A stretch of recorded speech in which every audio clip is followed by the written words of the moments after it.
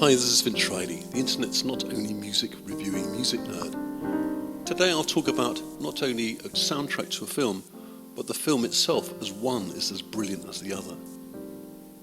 When I studied painting at art college in the early 80s, I felt myself to be in a tiny minority as I seemed surrounded by highly posh ex-public school types brought up on the arts, as I myself was from a working class Irish family where the only book was a telephone directory and art the realm of better people. So the sight of a black student was rare to the extent of exotic. This is in stark contrast to the art and film scene of today. Steve McQueen not only won the Turner Prize in 1999, the most recognised prize for fine art awarded in the UK, but then won an Oscar for Best Picture for his 12 Years a Slave.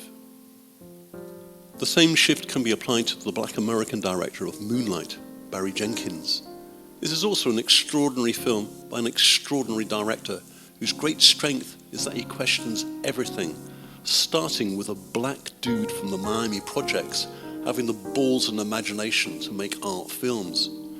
Another example, for the shy, gay, sensitive protagonist Sharon in the third and final part of the film, Jenkins cast Treventa Rhodes, a very scary-looking bodybuilder who dresses in the film as a coke dealer with gold teeth. It's just not what you expect or assume, two words which define prejudice. Also against expectations, you have a film about African Americans by an African American, but with the score written by a white Jewish American classical composer, Nicholas Brittle. As the film and character of Sharon grows and develops, so does his theme. Another recurring thread is a violin arpeggio spinning out of control. But Brittle really excels himself with Sharon's theme Chopped and Screwed. Chopped and Screwed, a hip-hop technique of slowing and distorting a piece of music. Brittle also sometimes uses sounds and instruments more associated with ambient than classical music.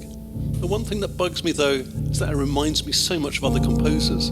It's the Arvo Part or Max Richter record you've never heard. There are also three songs that the black dudes in the film would likely listen to. The film opens to Boris Gardner's lovely but slightly alarming "Every Nigger is a Star." I mean, only a black singer or director could get away with that. Another great use of a song is for Kevin to play Barbara Lewis's soul classic "Hello Stranger" to express his feelings for Sharon with the chorus, "It's sure been a mighty long time."